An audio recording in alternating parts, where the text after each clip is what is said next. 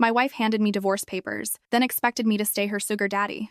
My wife, Nadine, served me divorce papers at dinner and still expected me to keep paying her like nothing had changed. She slid the envelope across the kitchen table between the salt shaker and the casserole I had just made, because Tuesdays were my night to cook.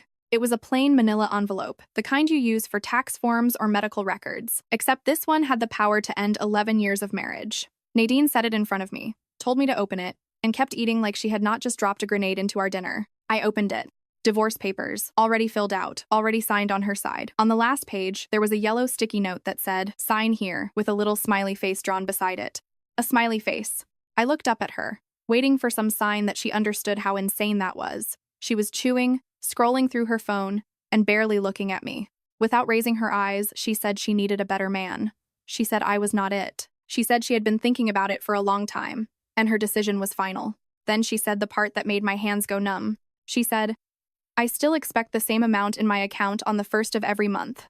The same amount meant $3,000. Every month, for years, I had deposited $3,000 into Nadine's personal account so she could have spending money, because Nadine did not work. She had not worked in 9 years. She quit her job 2 years into our marriage. At the time, she told me the insurance office was draining her energy and she needed time to figure out what she really wanted to do with her life.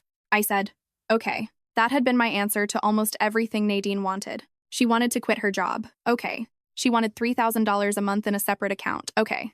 She wanted to redecorate the guest bedroom for the 3rd time in 2 years. Okay.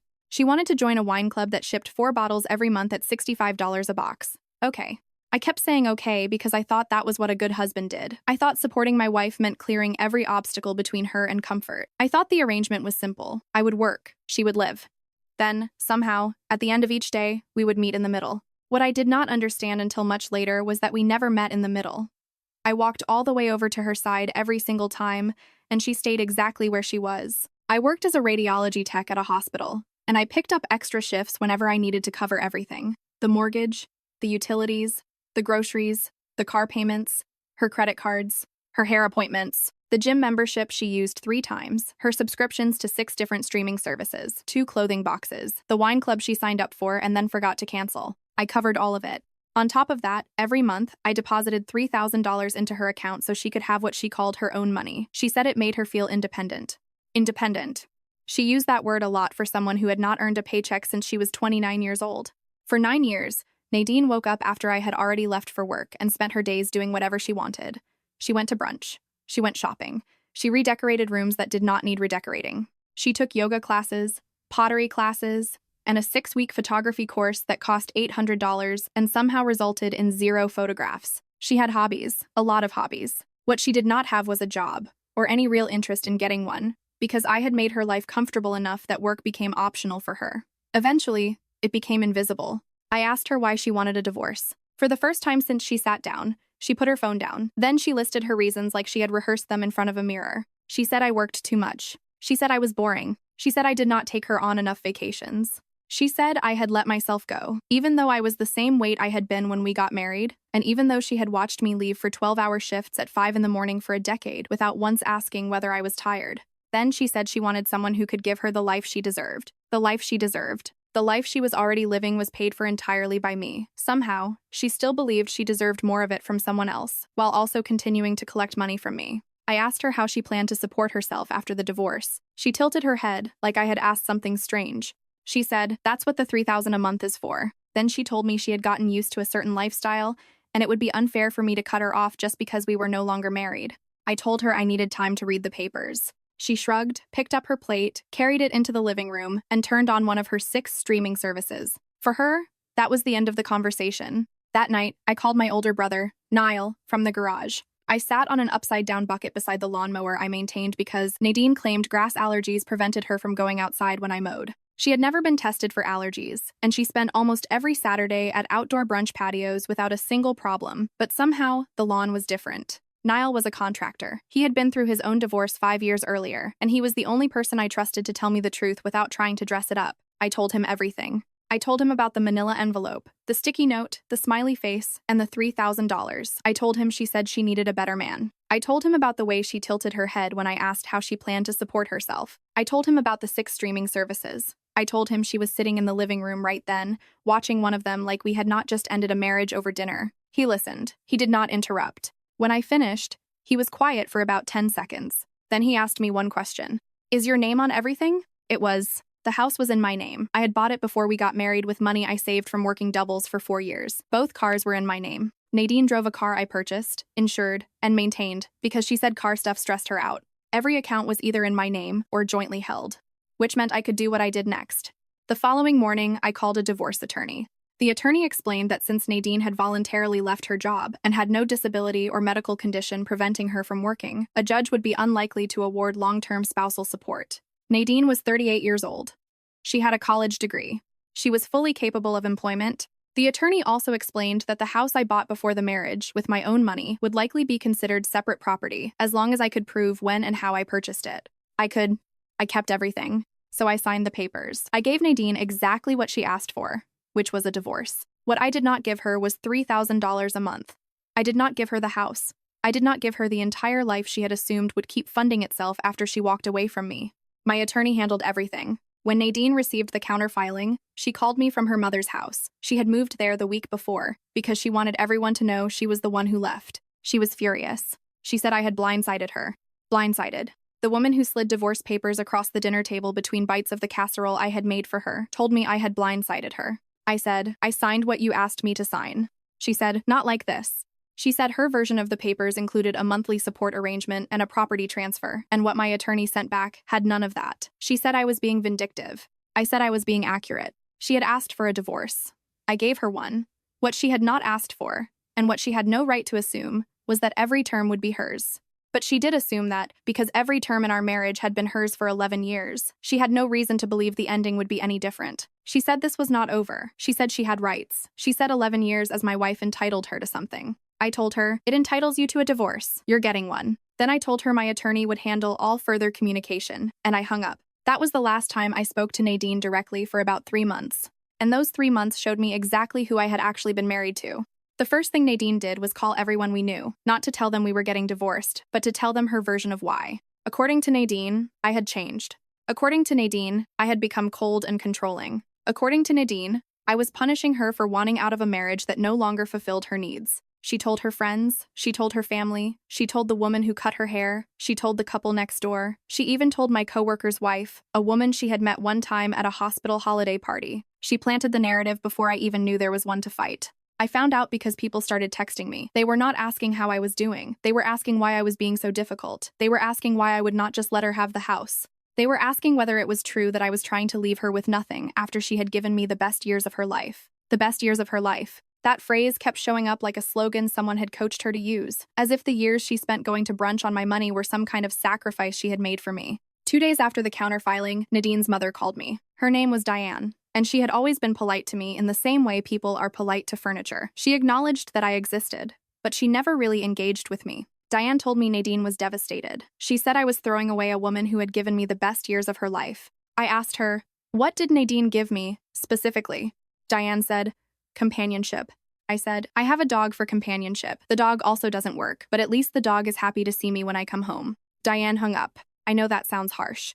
But I had spent more than a decade living as a version of myself who accepted everything and questioned nothing. That version of me died on a Tuesday night between the salt shaker and the casserole dish. I was not angry. I was awake. There is a difference. The next person to call was Nadine's best friend, Claudette. I had never particularly liked Claudette, mostly because she was the person who went to every brunch, every shopping trip, and every wine tasting with Nadine while I worked doubles to fund all of it. Claudette told me I was making a huge mistake. She said Nadine had options. She said men were interested in Nadine. She said it like it was a threat, like I was supposed to hear that other men wanted my wife and immediately decide to hand over the house and $3,000 a month just to prevent it. I told her, Claudette, those men can have her. I hope they have deep pockets because she is expensive. Claudette called me heartless. I said, no, I'm a radiology tech making $78,000 a year, working 12-hour shifts so my wife can take an $800 photography course that produces 0 photographs. That is not heartless, that is exhausted.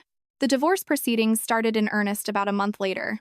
Nadine hired her own attorney. I later found out her mother paid for it because Nadine had no money. That part still amazed me. She had received $3,000 a month from me for 11 years. That alone came to $396,000 in personal spending money over the course of our marriage. That number did not include her credit cards, subscriptions, classes, car, insurance, or anything else I paid for. And she had nothing saved. Zero. She walked into our marriage with a job and a savings account. She walked out with neither, because for a decade she treated my income like a natural resource that could never run out. Her attorney argued that she deserved spousal support because she had become accustomed to a certain standard of living, and because my income had enabled that standard. My attorney responded with a timeline. She showed that Nadine had voluntarily left employment. She showed that Nadine had a bachelor's degree in communications. She showed that we had no children, that Nadine had no medical condition, and that there was no documented reason she could not work. She showed that the house was purchased before the marriage, with money I earned before the marriage.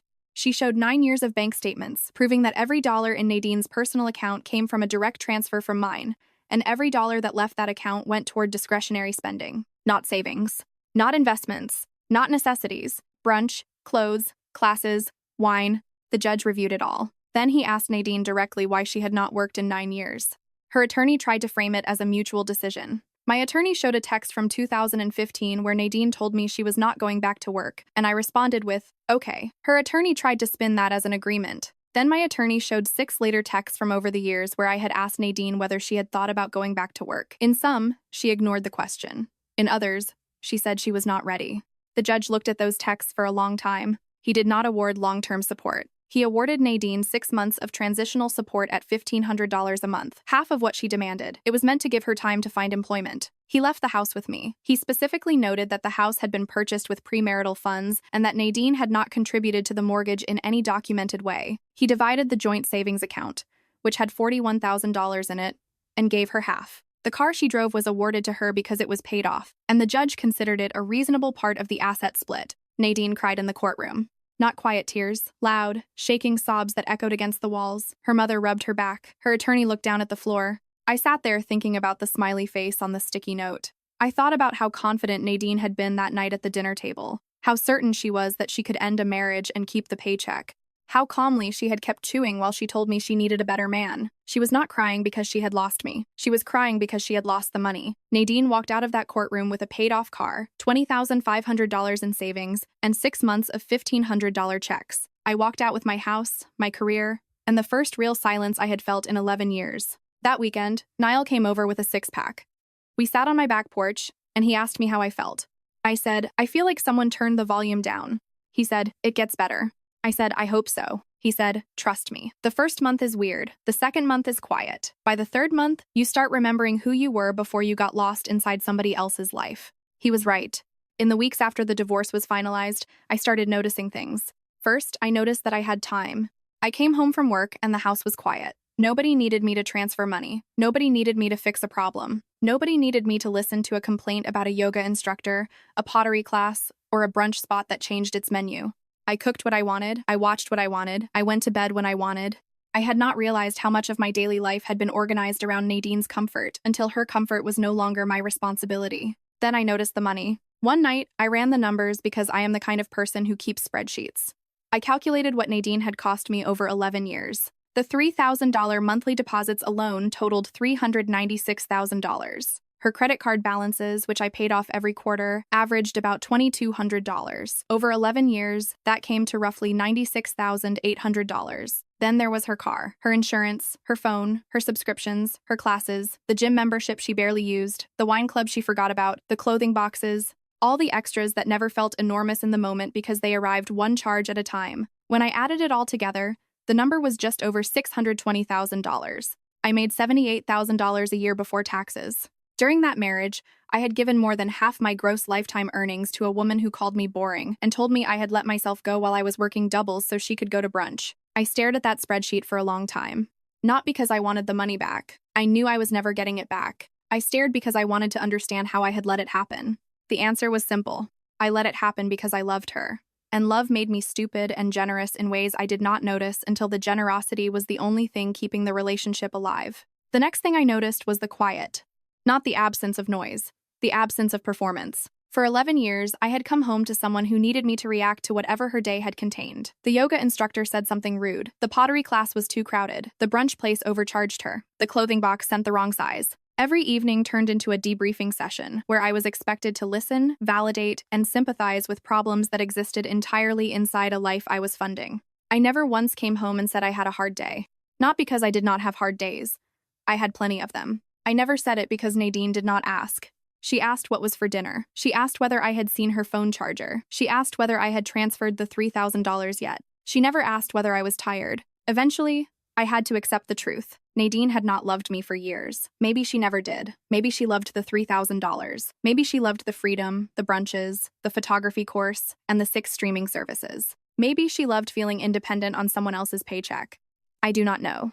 After enough time passed, I stopped caring about the answer, because the answer did not change the math, and the math was the only thing between us that had ever been honest. I did find out about the better man, though. Claudette's warning about Nadine having options turned out to be real. About 4 months after the divorce, a mutual friend told me Nadine was dating someone. His name was Greg. He worked in pharmaceutical sales, drove a BMW, and took her to restaurants I had never been able to afford because I was too busy funding her personal account. That relationship lasted about 3 months. I heard it ended because Greg expected Nadine to split the bill sometimes, and she found that demeaning. I did not laugh when I heard it, but I understood it completely. Nadine did not want a partner. She wanted a provider with no expectations. She wanted the money, the house, the car, the streaming services, and the freedom to walk away whenever she decided the provider had become boring. Greg figured that out in 3 months. It took me 11 years. 3 months after the divorce, Nadine got a job. Not because she wanted one, because the transitional support was running out, and her mother's patience was running out even faster. During that period, Diane called me one last time to ask whether I would consider extending the support payments voluntarily. She said Nadine was struggling. She said the job market was hard. She said Nadine had not worked in nearly a decade, and re-entering the workforce was overwhelming. I said, Diane, I worked 12-hour shifts for a decade so your daughter could take pottery classes. She can fill out a job application. Diane said I had become cruel. I said I had become accurate. That became a recurring theme. Everyone around Nadine confused her discomfort with injustice. She was not being mistreated. She was being expected to function. Those are not the same thing. She eventually got a position at a dental office doing administrative work. I heard through a mutual friend that she made $17 an hour. I did the math on that too, because at that point I could not stop doing math. $17 an hour, full-time, came to about $35,000 a year before taxes. She had been receiving $36,000 a year from me in spending money alone, not counting the mortgage, the car, the utilities, the insurance, the subscriptions, or anything else. Her entire new salary was less than her old allowance. I did not feel good about that. I did not feel bad either. I felt the same thing I had been feeling since the night of the casserole. Nothing that resembled what I used to feel, and everything that resembled clarity. 6 months after the divorce, Nadine texted me for the first time. She said she missed the house. She said she missed our routine. She said maybe we could have coffee and talk about things. I read the text twice. I was sitting at the same kitchen table where she had served me divorce papers with a smiley face. The same table where she had kept chewing while she ended our marriage. The same table where she told me she needed a better man. I thought about that smiley face. I thought about her scrolling through her phone while she told me she was leaving. I thought about the word boring. I thought about the phrase, you let yourself go.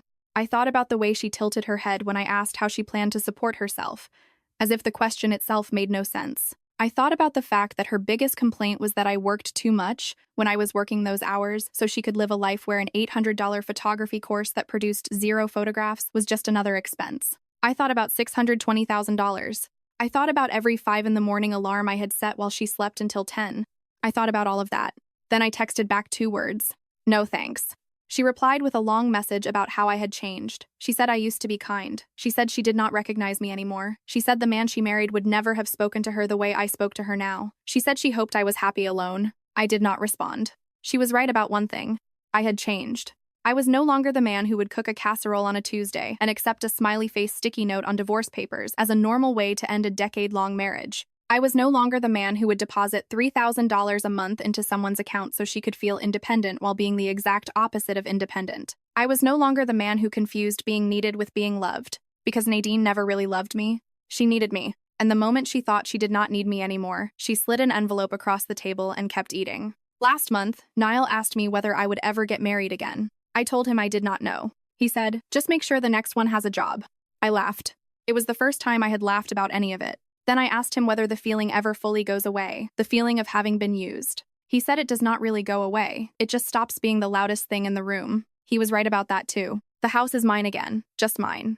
I repainted the bedroom Nadine had redecorated 3 times. For the first time since I had owned the place, I picked a color I actually liked. I canceled the 6 streaming services and kept one. I canceled the wine club. I canceled the clothing boxes. My monthly expenses dropped by $4,200, and I felt that drop like a physical weight coming off my shoulders. I started putting money into a retirement account, something I had never been able to do consistently because Nadine's lifestyle had consumed every spare dollar I earned. At 41 years old, I was starting a retirement fund for the first time. That fact alone tells you almost everything you need to know about who I was married to. I kept the kitchen table where she served me the papers. I thought about getting rid of it, but I decided not to. Every time I sit down to eat, I remember what it felt like to be worth less than a casserole to someone I had given everything to. That memory does not hurt anymore. It keeps me accurate. I still cook on Tuesdays. Old habit.